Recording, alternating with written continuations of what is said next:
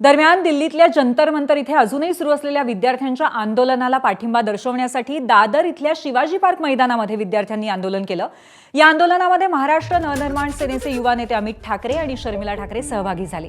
यावेळी अमित ठाकरे यांनी सरकारवरती जोरदार टीका करत विद्यार्थ्यांवरती झालेल्या पोलीस कारवाईचा निषेध केला।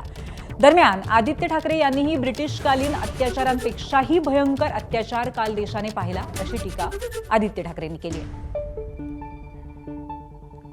भयानक चेहरा पाहिला तो म्हणजे ह्या भाजपच्या राजवटीचा।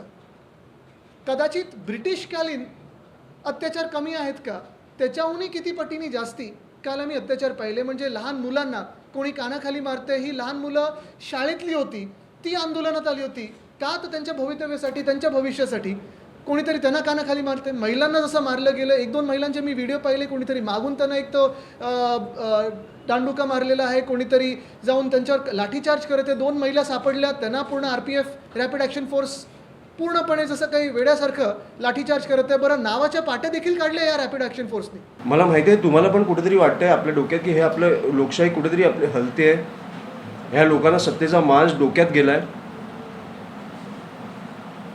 आणि असा माज काय हे मला कळत नाही आहे।